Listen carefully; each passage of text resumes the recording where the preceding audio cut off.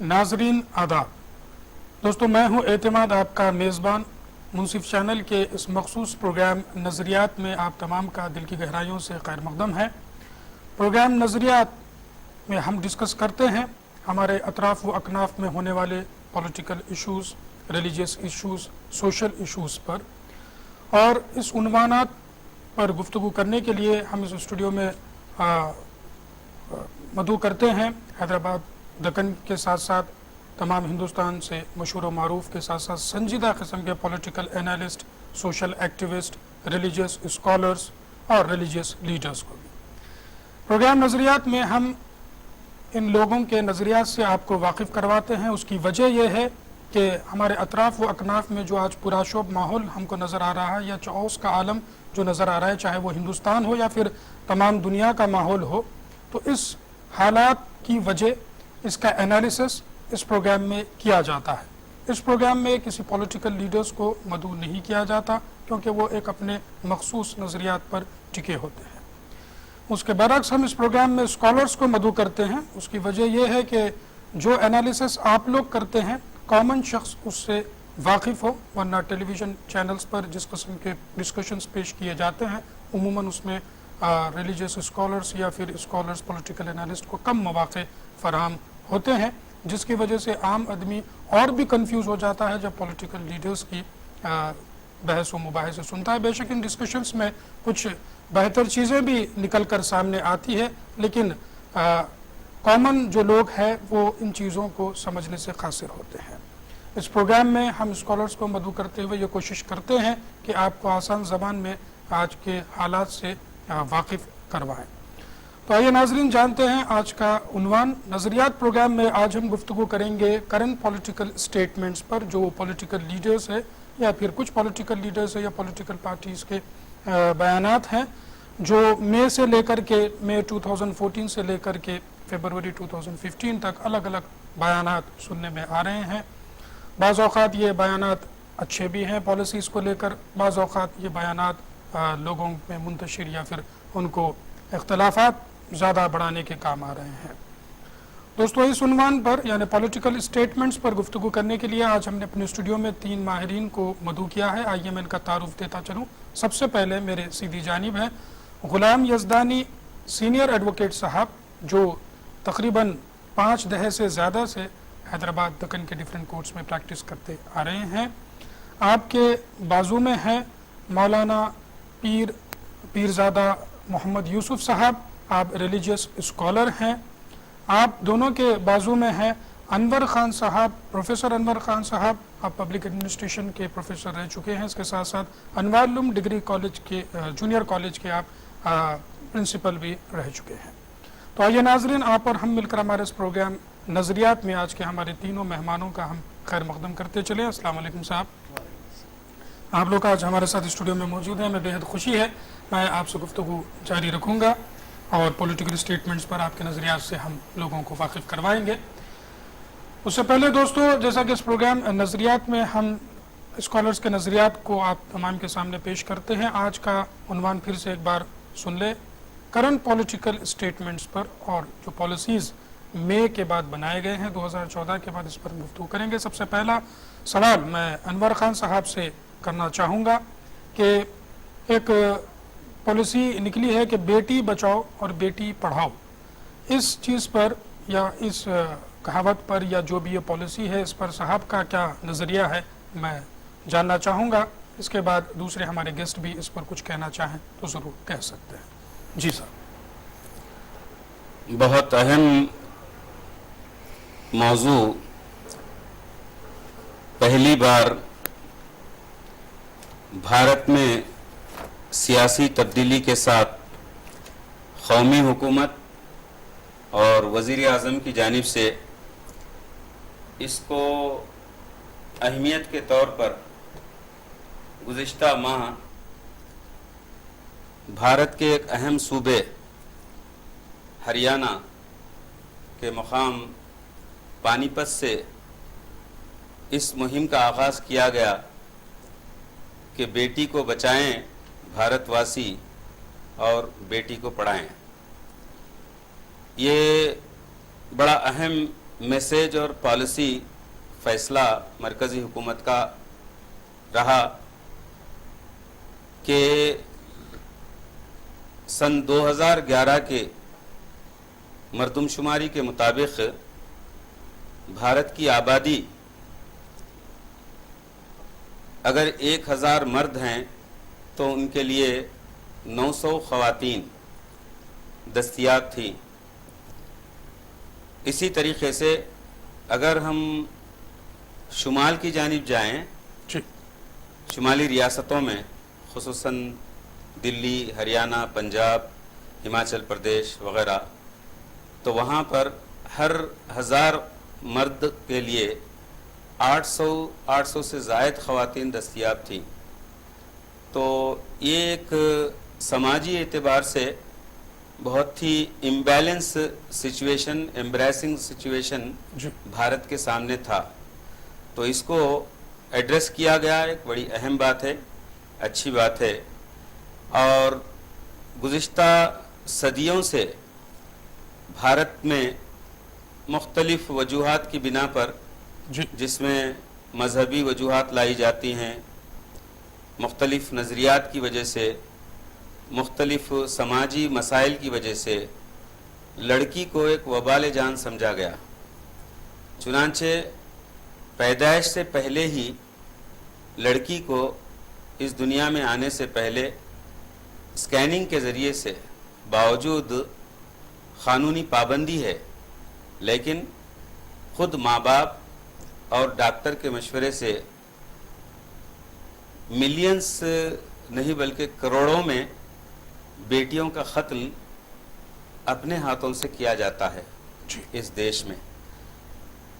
नतीजे के तौर पर जब वो किसी वजह से बड़ी हो जाती है तो उसके बाद उसके साथ लड़कों के मुकाबले में जी उसके डिस्क्रिमिनेशन साथ इम्तियाज़ बरता जाता है, तालीम के ज़िमन में, उसकी परवरिश के ज़िमन में, मुख्तलिफ़ मैदानों में। जी उसी तरीके से जब शादी ब्याह का मौका आता है तो शादी ब्याह के जो मसाइल हैं, डौरी का जो मसला है, लेन देन का जो मामला है, इन मसाइल से जूझ कर जब इसकी शादी की कर दी जाती है तो फिर इसी डौरी के नाम पर इसको जो सताया जाता है, तो शायद ही कोई दिन हमारे पास बिना हमारी बेटी को जलाए बगैर या मारे बगैर नहीं होता। तो इस एतबार से हमारे अपने देश में, जिसको हम बहुत ही पवित्र भूमि मानते हैं, सीता जैसी अहम शख्सियत के देश को मानते हैं, यहाँ पर बेटी के साथ बहुत ही बुरा सलूक किया जाता है। तो ऐसे में जी इसको हमारी हुकूमत, हमारा समाज ये तस्लीम करना कि हमने अपनी बेटी के साथ बहुत जुल्म किया है, अब ये जुल्म नहीं होना चाहिए, एक बहुत अच्छा इक़दाम है, अच्छा जी। फ़ैसला है। जी मेरा अगला सवाल इसी उन्वान को लेकर मौलाना पीरज़ादा मोहम्मद यूसुफ साहब से होगा कि मज़हब इस्लाम ने बेटियों के बारे में या इनके तालीम के बारे में क्या कहा है, इस पर आप रोशनी डाल दीजिए।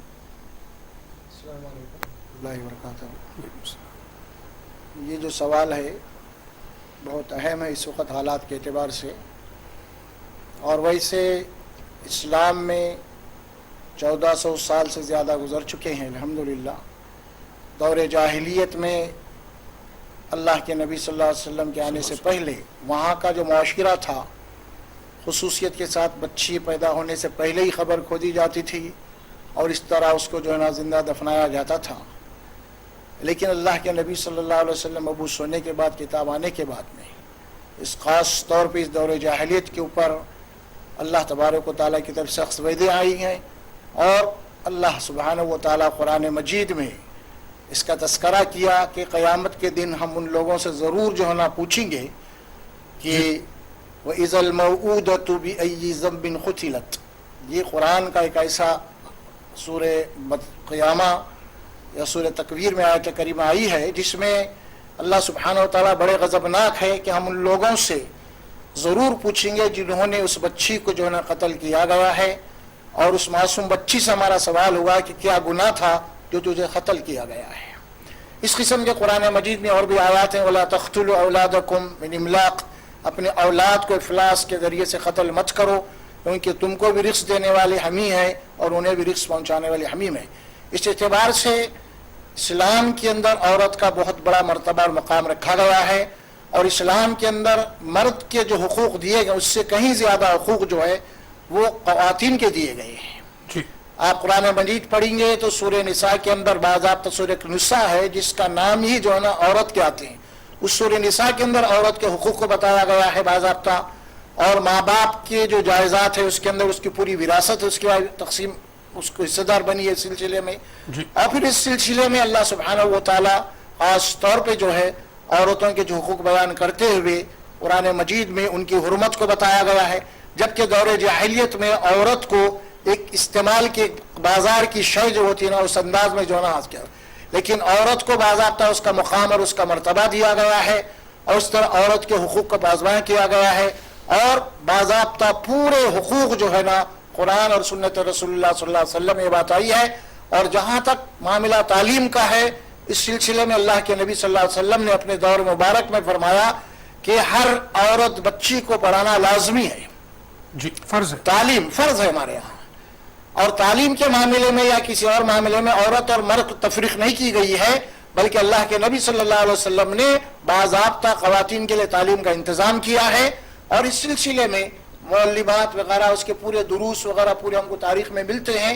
इस सिलसिला इस्लाम का एक बहुत बड़ा ज़ख़ीरा जो है हमें खुद जो है ना ख़वातीन से मिलता है, सहाबा किराम से, जी हदीस वगैरह। मज़हब इस्लाम जो है वो 1450 साल पहले से ख़वातीन या लड़कियों की हिफाजत, उनका तहफ़्फ़ुज़, उनकी फलाह व बहबूद के बारे में सोचता आया है। इस पर हम ज़रूर मज़ीद गुफ्तगू करेंगे। दोस्तों, ये भी सवालात ज़हन में लोगों के आते हैं, या फिर अक्सर लोगों के सामने ये गलत बयानी पेश की जाती है कि मज़हब इस्लाम में ख़वातीन को जो है ना राइट्स दिए जाते हैं, ना उनके ऊपर बहुत सारी पाबंदियाँ उसके राइट्स के अलावा लगाए जाते हैं। मैं अनवान खान साहब से इस पर ज़रूर बात करूंगा कि इस किस्म का गलत प्रोपोगंडा क्यों हुआ है। उससे पहले गुलाम यज़दानी साहब से मैं जानना चाहूँगा कि ये जो पॉलिसी रखी गई है और इस पर मज़हब इस्लाम आप क्या कहना चाहेंगे, आपका नज़रिया क्या है, बेटी बचाओ और बेटी पढ़ाओ? देखिए, हमारे जो इनकलाबात आए हैं देश में, उसमें एक इनकलाब ये था कि बीजेपी सारे मुल्क में पावर में आई। जी जब मोदी प्राइम मिनिस्टर बने तो अच्छे काम भी हैं उनके, बुरे काम भी। अच्छे दिन के नाम से आए, अब बुरे दिन मालूम नहीं कल इलेक्शंस के रिजल्ट से जी क्या होने वाला है दिल्ली में। जी हाँ, जी जी मैं ये कहता हूँ कि बाज़ बुनियादी बातों की तरफ उन्होंने जो तवज्जो की है वो यकीनी काबिल तारीफ़ है। जैसे मिसाल के तौर पर ये बेटी बचाओ, मैं इस पे हवाला दूंगा इस्लामी क़वानीन का। कुरान मजीद में जिस तरह से लड़कियों के हुकूक़ का तहफ़्फ़ुज़ किया गया है, आपको तो ये मालूम है जी कि हमारा विरासती निज़ाम पूरा जी कुरान में मौजूद है। बेशक। और ये नहीं है कि किसी के क़ानून के मोहताज हैं और किसी दस्तूर के मोहताज हैं, बल्कि कुरान में इसका ज़िक्र है। जब कुरान से हम हर चीज़ हासिल करते हैं, हम रहनुमाई लेते हैं, सब कुछ करते हैं, तो ज़ाहिर है इस मंबे को भी हम देखेंगे कि उसमें क्या कहा गया है। जाहिलियत के ज़माने में ज़िंदा दफन कर देना अलग बात है। आज के दौर में सन 1956 मेरा जहाँ तक ख्याल है 54 या 56 में मुस्लिम लॉ की तख्लीद की गई हिंदू लॉ में। जी हिंदू लॉ में इंडियन सक्सेशन एक्ट में बेटी को कोई, इंडियन सक्सेशन एक्ट से पहले बेटी का कोई हक़ नहीं था। जी आज वहाँ बेटी का हक़ है। इस्लाम में अगर निस्फ दिया गया है तो वहाँ पे मसावी दिया गया है। खैर वो सही है गलत है मैं नहीं कहता जी, लेकिन एक्नॉलेज किया गया। डाइवोर्स नहीं था इस्लाम में। 1954 डाइवोर्स है जहाँ तबीयतें नहीं मिलती थी, वहाँ तलाक खुला वगैरह की गुंजाइश। यहाँ पर डाइवोर्स नहीं था। हिंदू नज़रिए के मुताबिक शादी ब्याह ये जो है दो रूहों की का इत्तेहाद, यूनियन ऑफ टू सोल्स कहा जाता था, और हमारे यहाँ ऐसा नहीं। मुस्लिम्स में इन कॉन्ट्रैक्ट में था कि उसमें मुआहदा था कि मैं बीवी के हिस्से से रहूँगी, आप शौहर के हिस्से से रहना, ये मुआहदा था। आज जो है जबकि हमारे पास इस किस्म का कानून मौजूद है और हमसे तख्लीद भी किया गया है, इंडियन सक्सेशन एक्ट वजूद में आया है, डाइवोर्स एक्ट वजूद में आया है, तो एक लिहाज से तमाम ख़वातीन के लिए तहफ़्फ़ुज़ हो गया है। जी आपके यहाँ बेटे को 2 हिस्से, बेटी को 1 हिस्सा, वहाँ पर मसावी हो गया। आप तलाक दे सकते थे, वो तलाक नहीं दे सकते थे। हत्ता कि आपको तो मालूम है सती की जो रस्म थी, शौहर मरा तो बेटी को जिंदा दिया। राम मोहन राय तारीख जी, में जी। ऐसी शख्सियत गुजरी है जो कि उसको ख़त्म किया वो सती का रस्म। जी तो मैं ये कहता हूँ आज अगर ये अच्छी स्कीम अगर सामने हमारे आ रही है तो यकीनी हमको इस बारे में उसके लिए ये कभी भी नहीं सोचना चाहिए। जी पॉजिटिव एटीट्यूड रखना चाहिए। पॉजिटिव एटीट्यूड जी। रखना चाहिए उसमें, क्योंकि अच्छे दोस्तों, जैसा गुलाम यज़दानी साहब सीनियर एडवोकेट ने अभी फरमाया है, कुछ डिफरेंसेस बताए हैं कि मुस्लिम लॉ के तहत 1450 साल पहले से डिवोर्स का हक दिया गया है दोनों को भी, चाहे लड़का हो या लड़की हो। और हिंदू लॉ में नहीं था। 1955 हिंदू मैरिज एक्ट के तहत इन चीज़ों को शामिल किया गया। उसी तरह से कोपार्सनरी प्रॉपर्टी में लड़की को कोपार्सनर नहीं माना जाता था, लेकिन 2005 में सक्सेशन एक्ट के जरिए उसमें भी अमेंडमेंट लाते हुए वहाँ पे भी उसको हक दिया गया। लेकिन ये तमाम हुकूक जो है वो मज़हब इस्लाम में बहुत पहले से ख़वातीन को दिए गए हैं। अनवर खान साहब से मैं जानना चाहूँगा फिर क्या वजह है जो बार बार लोग प्रोपोगंडा करते हैं कि ख़वातीन को मज़हब इस्लाम में तहफ़्फ़ुज़ात नहीं दिए गए या उसकी फलाह व बहबूद की बात नहीं की गई, क्या सोचते हैं आप? ये जो मुखालिफाना प्रोपेगेंडा होता है या इस्लाम को कठेरे में खड़ा करने की कोशिश की जाती है मुसलमानों पर, ये एक इल्ज़ाम है। एक तो मुसलमान भारत के एक शहरी की हैसियत में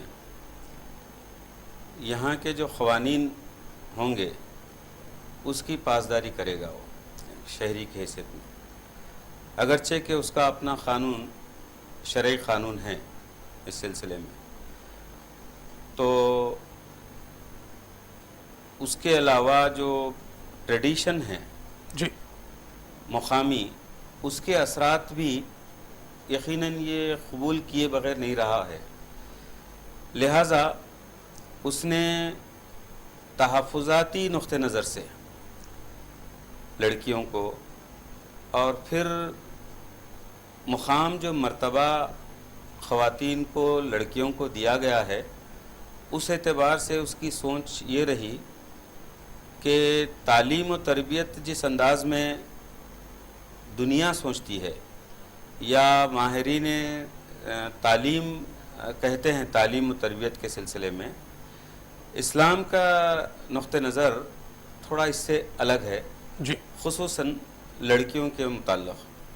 अगरचे कि कोई तख़सीस नहीं की गई है लड़की लड़के में, औरत और मर्द में हुसूल इल्म के सिलसिले में। जो तो कॉन्फ्लिक्ट ऑफ सिविलाइजेशन यहाँ पे कहा जा सकता है आपकी नज़र में? नहीं, ये उनका कहना है। जी कॉन्फ्लिक्ट हमारी जानिब से या दीन इस्लाम की जानिब से नहीं है, जी ये वो कॉइन करते हैं इस ठीक है। एतबार से जी। इसको कॉन्फ्लिक्ट में लाने की, ऐसा नहीं है। तो यहाँ होता यह है कि औरत को जो आला मुक़ाम दिया गया है, मर्द को जो ज़िम्मेदारी दी गई है उसकी तालीम व तरबियत की, उसकी बूदोबाश की, उसकी रिहाइश की, उसकी रोटी की, जो भी है सारी ज़िम्मेदारी मर्द पर आयद की गई है जी दीन इस्लाम में।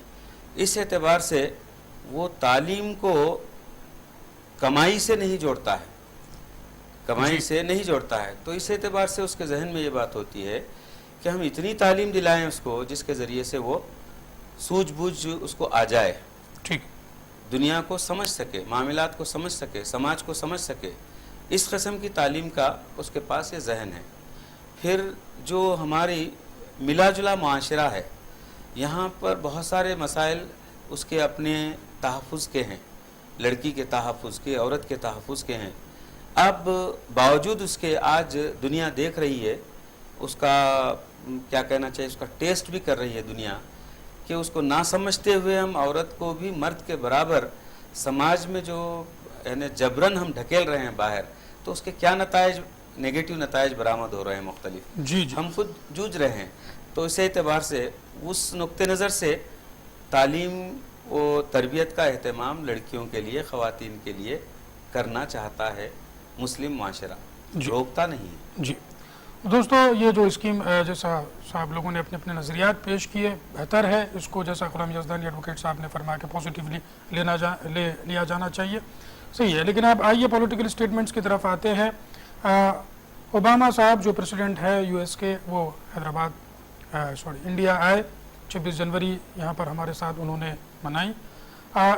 جاتے جاتے کچھ کہہ کر گئے، کچھ لوگوں کو اس سے اختلافات بھی ہے اور کچھ لوگ اس سے متفق بھی ہیں۔ غلام یزدانی صاحب سے میں درخواست کرتا ہوں، جاتے جاتے کیا کچھ کہہ گئے اور کیا نظریہ آپ کا ان کے اسٹیٹمنٹ پر ہے، میں جاننا چاہوں گا، پھر ہمارے دوسرے گیسٹ بھی اس پر ضرور اپنے نظریات پیش کریں گے۔ دیکھیے صاحب، فارن افیئرس کے اعتبار سے جب آپ کسی کو مہمان بلاتے ہیں تو اس کے ساتھ یہ توقع رکھنا کہ وہ آپ کی مہمان نوازی کی تعریف کرے گا اور آپ کے ملک کے حالات کی تعریف کرے گا، یہ میں نہیں سمجھتا کہ درست ہے، اس وجہ سے کہ انہوں نے کئی مسئلوں میں ہماری تعریف بھی کی ہے۔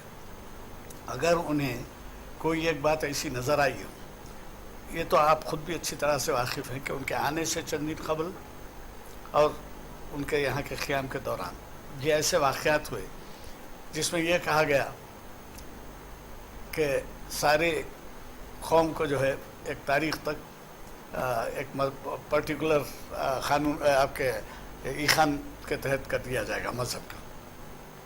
مجھے یہ یاد آتا ہے ایڈمنڈ برک ایک بہت بڑا پارلیمنٹیرین تھا، اور آپ کو تو معلوم ہے کہ برٹش پارلیمنٹ کو مدر پارلیمنٹ کہتے ہیں ساری دنیا میں۔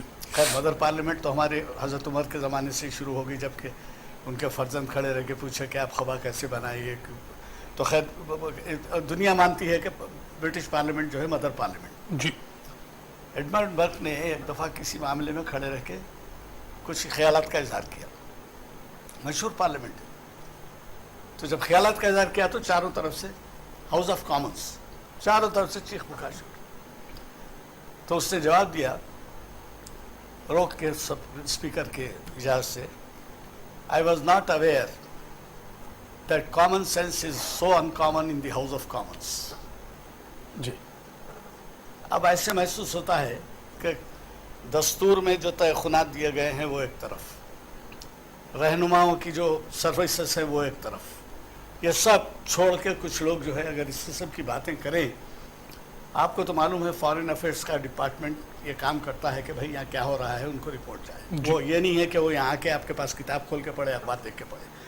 میں 3-4 مہینے پہلے ہاؤس آف کانگریسز میں ایک اسٹیٹمنٹ دیا گیا تھا جو ہندو میں رپورٹ ہوا، کرونیکل مجھے یاد نہیں ہے، ٹائمز آف انڈیا میں، اس میں انہوں نے یہ کہا کہ صاحب یہ ٹرینڈ چل رہا ہے 3-4 مہینے پہلے، جی اور جب وہ آئے تو ان کے سامنے جب یہ باتیں آئیں تو انہوں نے جا کے اس کا اظہار خیال کیا۔ یہ صحیح ہے کہ امریکہ خود بھی اس میں انوالو ہے کہ کالوں کے ساتھ اچھا ٹریٹمنٹ نہیں، یا دنیا کے کئی مقامات کے اوپر وہ ایشو کو چھوڑیے، ہم یہ دیکھ رہے ہیں کہ ایک مہمان آیا ہے کیا تاثر لے کے گیا ہے۔ میں یہ نہیں کہتا کہ وہ بری ہیں اور اس کے اندر وہ بری ذمہ ہیں اور ان کے پر کوئی ذمہ داری نہیں ہوتی، ایسی بات نہیں، لیکن یہ ہے کہ ایک تاثر انہوں نے دیا ہے۔ اب وہ میں آپ سے پہلے کہہ چکا ہوں کہ اچھے دن کی باتیں شروع ہوئی تھی، اب ریزلٹس کے اندر کیا معلوم کہ کیا جی مولانا پیرزادہ صاحب آپ کچھ کہنا چاہیں گے اس پر؟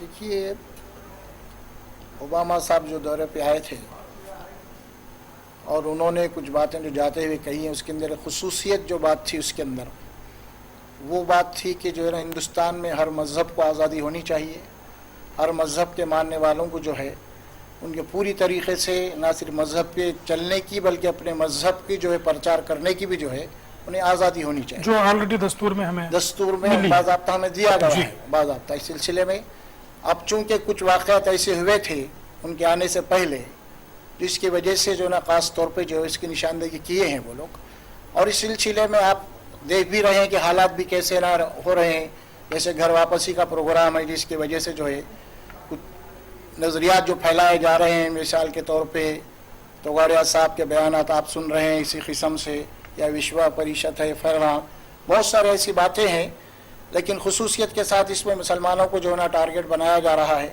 اور یہ بات بھی کہی جا رہی ہے کہ مسلمان جو ہے نا زبردستی جو ہے نا اسلام پھیلا یہاں پہ، اس قسم کی باتیں، جبکہ اسلام کے اندر باضابطہ جو ہے، جس دن سے اسلام آیا اس دن صرف ان لوگوں کو اس بات کی آزادی دی گئی کہ مذہبی جبر کی آزادی کے لیے جتنے بھی جہاد ہوئے ہیں، جس کو ہم جنگ بھی کہہ لیجیے، اسی مذہبی آزادی کے لیے ہوئے ہیں، کیونکہ اس زمانے میں یہ حالت تھی کہ جو بادشاہ ہوتا ہے، جو پرنس ہوتا ہے، اس کا جو مذہب ہوگا عوام کا بھی وہی ہونا چاہیے.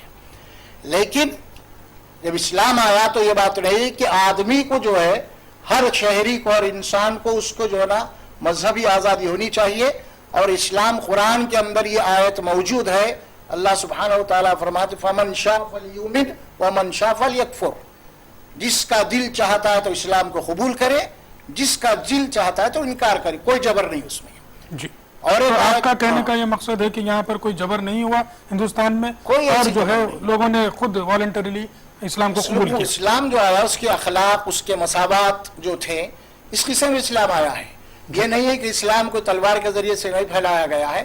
اگر یہ بات مان لی جائے تھوڑی دیر کے لیے کہ لوگ یہ کہہ رہے ہیں کہ اسلام کو جو ہے نا تلوار کے ذریعے سے پھیلایا گیا ہے، اگر واقع میں ان کی بات مان لی جاتی تو آج ہندوستان کے مسلمان اقلیت میں نہیں ہوتے بلکہ ہندو اقلیت میں ہوتے، کیونکہ انہوں نے حکومتیں کی ہیں، طاقت ان کے پاس تھی، سب تھی. اگر جو بات آپ کہہ رہے ہیں کہ تلوار کے ذریعے سے پھیلا ہے تو آج ہندوستان میں مسلمان مائنورٹی میں نہیں ہوتے وہ لوگ، بلکہ مائنورٹی میں ہندو ہوتے. لہذا اس بات کا زندہ ثبوت یہ ہے کہ اسلام تلوار نہیں اخلاق کے ذریعے سے پھیلایا گیا ہے، اور اس کے جو مساوات ہیں اسلام کے، اس کو دیکھ کے لوگ متاثر ہوئے ہیں اور اسلام کو قبول کیا. ہو سکتا ہے کہ اکا دکا ایسے واقعات ہوئے ہوں، ہوتے رہتے ہر زمانے میں، اس کو جو نوٹ نہیں لیا جا سکتا ہے. اسی لیے اسلام اخلاق اور مساوات اس کے تعلیمات ہیں. اللہ قرآن میں کئی مقامات پہ فرمایا کہ تمام انسان ایک آدم کی اولاد ہے، پورا ایک خاندان ہے، اور کسی انسان کو کسی انسان کے اوپر کوئی برتری اور فوقیت نہیں ہے، پورے آدم کی اولاد ہے. اس سلسلے میں اسلام کا نظریہ یہ ہے کہ چاہے وہ ہندو ہو، چاہے وہ عیسائی ہو، چاہے وہ کرسچن، کسی بھی مذہب کا ماننے والا کیوں نہ ہو، وہ سب آدم کی اولاد ہے. جس کو اللہ کے نبی صلی اللہ علیہ وسلم نے حجۃ الوداع میں فرمایا الناس من آدم و آدم من تراب، تمام انسان آدم کی اولاد ہے. اور آدم کی حقیقت یہ ہے علیہ السلام کہ ہم نے اس کو مٹی سے بنایا ہے، اور اس اعتبار سے ہر انسان کو اللہ تعالیٰ مکرم بنایا ہے. ہر انسان چاہے وہ کافر کیوں نہ، انکار کرنے والا ہو کیوں نہ ہو، اس کو اللہ تبارک و تعالیٰ دنیا کے اندر بھی مکرم بنایا، اس کا اپنا انسان ہونے کے ناطے ہے. اب رہا اس کا اعمال کا معاملہ، برائی کا معاملہ، اسلام کے نظریات ہے، وہ موت کے بعد اس کا حساب اور کتاب ہوگا. لیکن اسلام میں بھی اپنے دشمنوں کے ساتھ حسن سلوک کرنے کی ہمیں اجازت نہیں بلکہ حکم دیا گیا ہے. بہرحال جو ایک سیکنڈ جی فرمائیے. آپ نے جو فرمایا، فارسی میں شعر ہے، مصرع ہے، بنی آدم آزائے ایک دیگرن. جی اتنا آدم علیہ السلام سے جو سلسلہ ہے اس کو آزائے ایک دیگرن کہا گیا ہے. جی جی انور صاحب، میں آپ سے جاننا چاہوں گا کہ اوباما صاحب جو سٹیٹمنٹ دے کے گئے ہیں اس سے کچھ لوگ متفق ہیں، کچھ کہتے ہیں کہ ہمارے اندرونی معاملات میں آپ عمل دخل نہیں کرنا چاہیے تھا، اس قسم کا سٹیٹمنٹ نہیں دینا چاہیے تھا. آپ کا کیا نظریہ ہے اس سٹیٹمنٹس پر؟ یہ اختلاف جو کر رہے ہیں اوباما کے بیان پر، اوباما دنیا کے ایک ایسے سپر پاور ملک کے صدر ہیں، وہ جب کوئی بات کہتے ہیں تو غیر ذمہ دارانہ، ناواقف اس قسم کی بات نہیں کہتے ہیں. اور ہمارے جو وزیر اعظم ہیں موجودہ، یہ سڈن کوئی ایک دن میں یا چند انتخابی جو پیریڈ ہے آپ کا، اس پیریڈ میں ابھر کر آئے نہیں، بلکہ ان کا ایک پس منظر ہے. انہوں نے ایک صوبے میں 15 سال حکومت کی ہے، اور ان کے دوران حکومت میں اس صوبے میں کیا صورتحال رہی، رواداری کی، اور بحیثیت ایک حکمران کے ان کی حکمرانی میں لوگ عموماً خصوصاً اقلیتیں کس حد تک محفوظ رہے، ان کی جان اور مال کا کس طریقے سے مذاق اڑایا گیا، کس طریقے سے نقصان پہنچایا گیا. پھر اس کے رد عمل کے طور پر اسی موجودہ ہمارے وزیر اعظم کو ان اپنے ملک کے दौरे की तक इजाज़त इनको नहीं दी गई साबिक़ में। जी, अमेरिका की इजाज़त उनको नहीं दी जा रही। बल्कि बहुत बड़े पैमाने पर इनकी ऐवानों में यानी कांग्रेस में वहाँ पर इनके मुताल्लिक़ हंगामे हुए और इनके ख़िलाफ़ में बहुत कुछ वहाँ पर कहा गया है। तो हमारी एक ज़हनियत बनी हुई है, ये बड़े अफसोस के साथ इसको नोट करना चाहिए कि इसको हम कहते हैं ग़ुलामाना ज़हनियत, कि हम किसी बड़े पहलवान के सामने एकदम बिल्कुल आजिज़ हो जाते हैं, ये कैफियत। तो हमने ओबामा के साथ ऐसा ही क्या कहना उसके तासुर दिया उनके सामने, उनको मदऊ करने के सिलसिले में, उनकी आवभगत के सिलसिले में, फिर उनकी हर बात को कबूल करने के सिलसिले में। तो ऐसे में जब सारी बातों को उनकी आप कबूल कर रहे हैं तो एक हकीकत जो इन दिनों भारत में कम हो रही है, जो कि यहाँ की नस नस में रवादारी बसी हुई है, रच बस गई है, तो वो कमी आ रही है उसमें।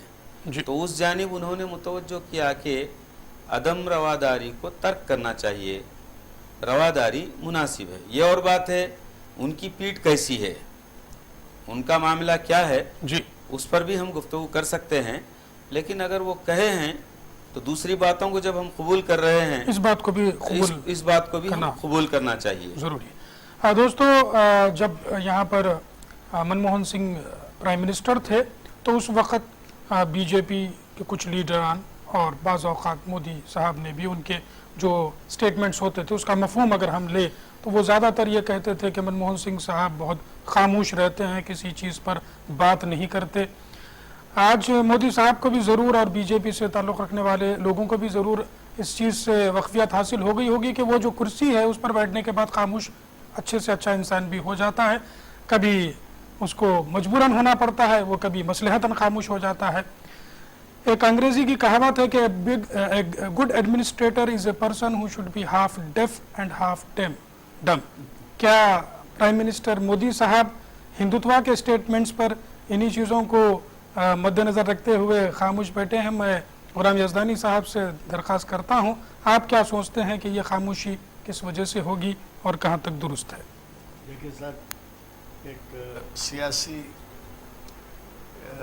एडमिनिस्ट्रेशन के दौरान किसी भी पार्टी का पावर में रहे, कई ऐसी बातें होती हैं जिनके बारे में खुले तौर पर डिक्लेयर करना पड़ता है।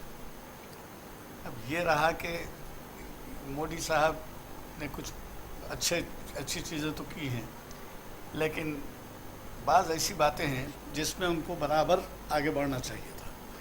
डेफ और डम ये बातें नहीं चलेंगी वहाँ पे। मिसाल के तौर पे सबसे ज़्यादा नाराज़गी इस बात की है कि जब इस किस्म का स्टेटमेंट दिया गया कि कोई और यहाँ पर मज़हब नहीं पनपेगा, तो उन्होंने खामोशी अख्तियार की। न सिर्फ ये कि पार्लियामेंट में खामोशी अख्तियार, ये तो कोई ऐसा मसला नहीं था, नहीं तो बीजेपी के मंशूर में था, न तो बाद में बीजेपी के ज़िम्मेदारान ने कहा। चंद मजहबी, अब मैं क्या कहूँ, जुनून में ये कह गए और उसके बाद जो है ये खामोश बैठे रहे। तो ये बात जो है बहुत ही नामुनासिब थी। इसी वजह से ये बात आपको पता है कि टाइम्स, आपके अमेरिकन टाइम्स, न्यूयॉर्क टाइम्स से भी लिखा है इस बारे में, साइलेंस को तोड़ना है, ये खामोशी को तोड़ा जाए। तो मैं ये कहता हूँ कि ये बात, लेकिन बाज़ मसलहतन बाज़ बातों के ऊपर खामोश बैठे हैं आप, अलग बात है। मसलन हम बड़ी तारीफ़ करेंगे, यह स्वच्छ भारत का जो प्रोग्राम है जी बहुत ही तारीफ़ के काबिल है जी। करोड़ों रुपये का बजट बचेगा इससे हेल्थ डिपार्टमेंट को, जबकि सफाई की बात आएगी। मैं पब्लिक गार्डन में इसकी मुहिम चलाया तो एक वॉकर ने कहा, मेरी बीवी से मैंने ये कहा था यहाँ निकल के आने से पहले कि सब ये कचरा फेंकने के लिए बच्चों को हम लगा रहे हैं, दूसरे दिन से वैसे फेंकेंगे। तो उन्होंने कहा कि देखिए, जो बच्चा वहाँ से कचरा उठा के कुंडी में डालेगा वो कल दूसरी जगह नहीं फेंकेगा, वो ले जाके।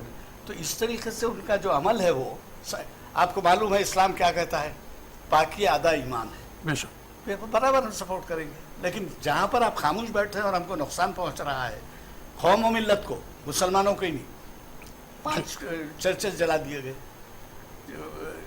ये क्या अमल था? जी प्रोफेसर अनवर खान साहब से मैं जानना चाहूँगा कि ये जो खामोशी है, ये खामोशी क्या टूटेगी या क्या होगी? जैसा यज़दानी साहब अभी फरमा रहे थे कि बाज़ औक़ात बोलना ज़रूरी है, बीजेपी के मंशूर में नहीं था, लेकिन कुछ लोग ये भी बोलते हैं कि वो बीजेपी के या फिर आरएसएस के अपने आप को कट्टर बताने के लिए इस किस्म के इक़दाम उठाते हैं, ना टोपी पहनते हैं, फिर उसका एक अलग इंटरप्रिटेशन दे देते हैं, टोपी क्यों नहीं पहनी गई। इस किस्म से वो अपने आप को ऐसा प्रोजेक्ट करना चाह रहे थे कि वो बिल्कुल वहाँ के आपके सिपाही हों बीजेपी और आरएसएस के, हैं भी उनके नज़रिया जो दिखता है उस पर। आप क्या कहना चाहेंगे इस खामोशी पर? देखिए, जब पार्लिमानी जमहूरियत में जो उसूल है हुक्मरानी का, वो है अक्सरियत का। इसी का इंतज़ार ये ज़ाफ़रानी पार्टी को था। इसके लिए इनकी कोशिशें गुज़िश्ता 60 साल से मुनज़्ज़म अंदाज में चलती रही, और जितनी बातें आज कही गई हैं, खा इनकी जानिब से या इनकी पार्टी की जानिब से या इनके साथियों की जानिब से, ये सारी बातों के लिए उन्होंने पहले ही एक वर्ड कायम किया कि ये तो दस्तूर हमारा सूडो है जी, ये दस्तूर को बदलने की ज़रूरत है। चुनांचे अभी इनके एक साथी जमात के एक रुकन ने, शिवसेना के एक रुकन ने कहा कि दस्तूर में सेक्युलर और सोशलिस्ट इन दो लफ्ज़ों को निकाल देना चाहिए। तो इस तरह जब पार्टी खुद, और हमें ये बात भी मालूम है कि पार्लिमानी जमहूरियत में दरअसल पार्टी की हुक्मरानी होती है जी, जमात की हुक्मरानी होती है, और फिर मौजूदा बरसरे इख्तिदार जो जमात है, ये जमात एक नज़रियाती जमात है। इसका नज़रिया ही ये है कि सारे जितने बयानात आए हैं, मैं उसको दोहराना नहीं चाहता मैं जी, वो सारे बयानात इनकी अपनी पॉलिसी का, एक प्रोग्राम का एक हिस्सा है।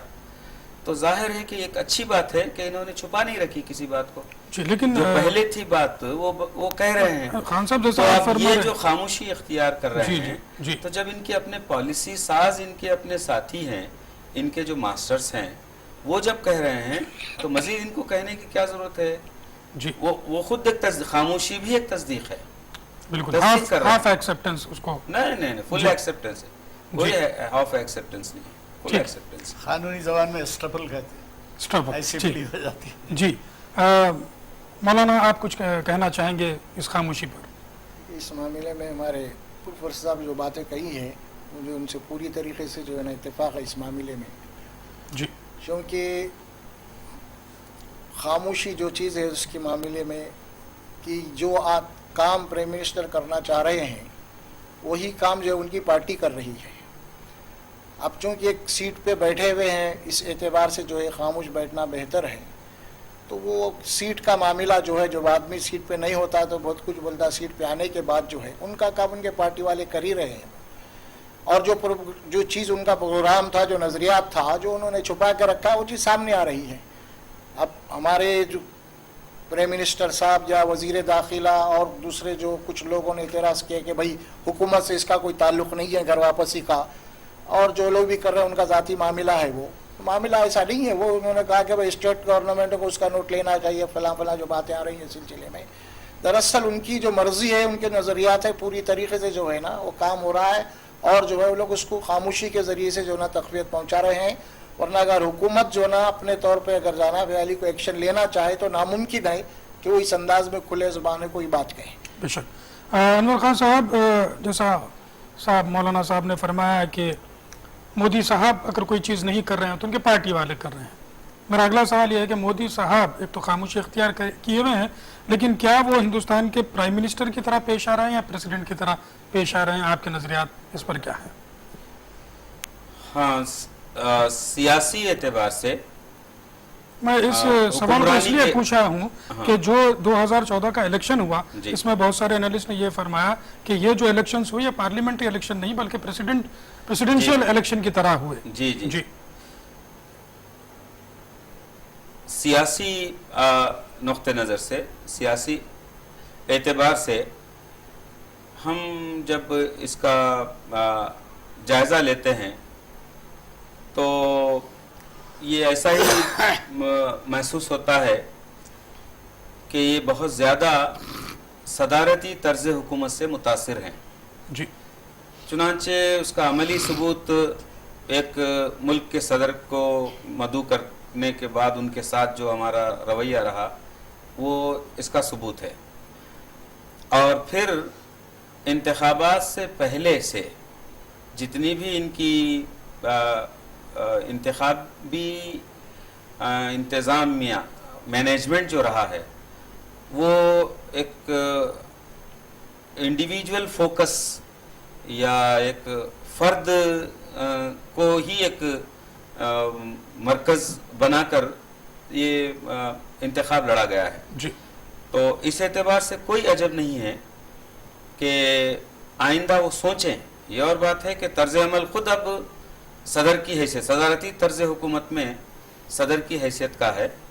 اس سے عملی طور پر بھی ہم کچھ چیزوں کو دیکھ سکتے ہیں، جیسے انہوں نے کسی بھی محکمے کو یہ آزادی نہیں دے رکھی کہ وہ اپنی مرضی کے مطابق اپنے معتمدین کو یا سیکرٹریز کا جو ہے تقرر کریں.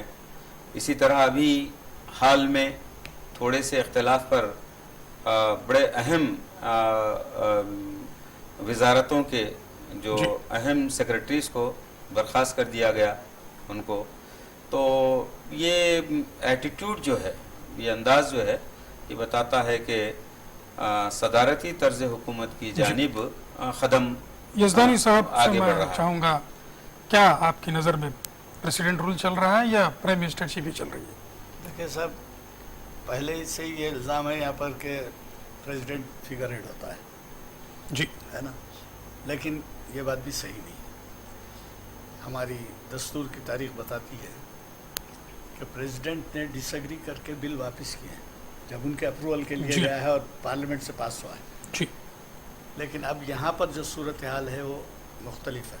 اس کی وجہ یہ ہے کہ آپ یہ تو جانتے ہیں کہ ہمارے president of India political party سے تعلق نہیں رکھتے جب پریزیڈنٹ ہو جاتے ہیں، جی اور پہلے بھی وہ بی جے پی کے تو نہیں تھے. لہٰذا اب جو ہے اگر اسی پارٹی کے ہوتے تو ایک الگ بات تھی. ڈاکٹر رادھا کرشنن جب الیکٹ ہوئے تھے، پہلے نان کانگریس مین تھے جو پریزیڈنٹ ہوئے، تو یونانیمس الیکشن ہوا ان کا. معلوم ہے نا رادھا کرشنن پروفیسر.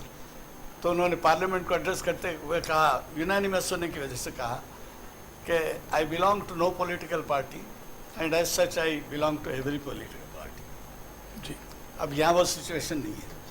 وہ ایک الگ پارٹی کے رہے ہیں، پریزیڈنٹ بن گئے. اب یہاں ایک جو زور دکھایا گیا ہے پچھلے الیکشنز میں، اب اس کے بعد جو ہے آپ جیسے فرمائیں جی کہ وہ پریزیڈنشیل رول، پریزیڈنٹس کے پاورز وغیرہ یہ تمام جو ہے اس میں. دوستو وقت کی کمی ہے، میں جلدی سے ایک منٹ صاحب لوگوں کو دوں گا اور جاننا چاہوں گا کہ جو ان حالات میں آج جو ہندوستان کا عام شہری، بھارت کا عام شہری جو ہے وہ بڑا ہی پریشان ہے، تو اس میں انٹلیکچوئلس اور اسکالرس کی کیا ذمہ داری ہوگی، کس قسم سے یہ جو حالات ہے اس کا وہ لوگوں تک بات پہنچائے. میں انور خان صاحب سے 1 منٹ لوں گا اور جلد سے جلد اس پر آپ کی رائے جاننا چاہوں گا. دیش کی جو حکمرانی ہے وہ ایک عام شہری سے ہی اس کی تعمیر ہوتی ہے حکمرانی کی. لہٰذا ایک مرتبہ ہم انتخابات میں حصہ لے کر اگر یہ سمجھیں کہ ہماری ذمہ داری ختم ہو گئی ہے تو یہ ایک اچھے شہری کے لیے مناسب بات نہیں ہوتی ہے. تو ویسے سارے شہریوں کو نوٹ لینا چاہیے اور توجہ کرنی چاہیے اور اپنا جو پازیٹیو رول ہے حکمرانوں کو متوجہ کرنے کے لیے، گڈ گورننس کی طرف ان کو لانے کے لیے یا اچھے دن کا جو وعدہ ہوا ہے اس اچھے دن کے سلسلے میں کام کرنے کے لیے، متوجہ کرنے کے لیے سب اپنی اپنی ذمہ داری، صرف دانشور حضرات ہی نہیں، سارے شہری، لیکن خصوصاً بہت اچھا آپ نے یہ کہا ہے کہ ذمہ داران جو ہوتے ہیں، تعلیم یافتہ ہیں، دانشور حضرات ہیں، جو لوگ غور و فکر کرنے والے ہیں، ان کی بڑی ذمہ داری بنتی ہے کہ وہ خود کمر کسیں اور رائے عامہ کو ہموار کریں اور حکومت کو مجبور کریں کہ وہ محمد یوسف پیرزادہ صاحب، آپ کیا کہنا چاہیں، کیا ریسپانسبلٹیز اس معاملے میں؟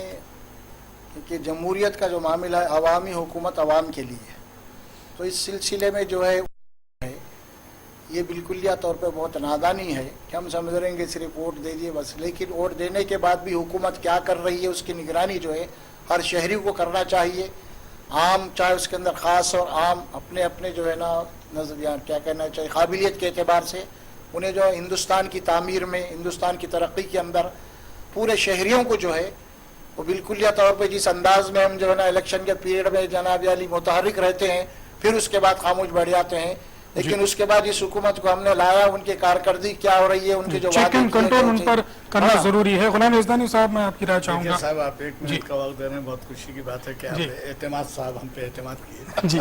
میں لمبا چوڑا تو بول نہیں سکتا، ایک صرف واقعہ بولتا ہوں، اس سے آپ سبق اخذ کر سکتے ہیں۔ نتیجہ آزادی کے بعد جو پارلیمنٹ بنی، جے پرکاش نارائن جانتے ہیں نا آپ، سوشلسٹ پارٹی کے بہت بڑے لیڈر انڈیا کے، پہلے کانگریس مین تھے، بعد میں چلے گئے، وہ جو ہے پارٹی کے یعنی اپوزیشن لیڈر بنے پارلیمنٹ، اور جب وہ مسائل پہ بولتے تھے، آپ بولنے کی بات کہہ رہے ہیں، جب بولتے تھے تو رولنگ پارٹی کانگریس تھی، بلڈوزر میجارٹی تھی، برا لگنے لگا۔ تو پنڈت جواہر لال نہرو نے، سمجھا جاتا ہے کہ ان کے پاس میسیج بھیجوایا کہ آپ کو سردار پٹیل کا انتقال 1 سال بعد ہی ہو گیا تھا آزادی کے پارلیمنٹ ڈپٹی پرائم منسٹر، تو ان سے کہلوایا کہ صاحب آپ کو جو ہے ڈپٹی پرائم منسٹر بنایا جائے گا، آپ سوشلسٹ پارٹی چھوڑ کے کانگریس پارٹی میں آ جائیں گے۔ جانتے ہیں آپ انہوں نے کیا جواب دیا؟ کیسے کردار کے لوگ تھے اور کیسا بولتے تھے، یہ سوچ آپ بول رہے ہیں ذمہ داری کیا ہوتی ہے۔ جے پرکاش نارائن نے کہا کہ in a healthy democracy the opposition should also be strong. Therefore, I am not going to accept this suggestion کہ I will be deputy prime minister. اور وہ وہی رہ کے اسی طریقے سے کرٹیسائز کرتے ہیں۔ جی دوستو، جیسا جے پرکاش نارائن صاحب نے کہا تھا، جب آزادی کے دور کا معاملہ تھا تو واقعی میں جو لیڈران ہوتے تھے وہ دور اندیش ہوتے تھے، اور جیسا صاحب نے ان کی تعریف فرمائی کہ کس طریقے سے لوگ سوچا کرتے تھے، آج وہ سوچ کہاں گئی؟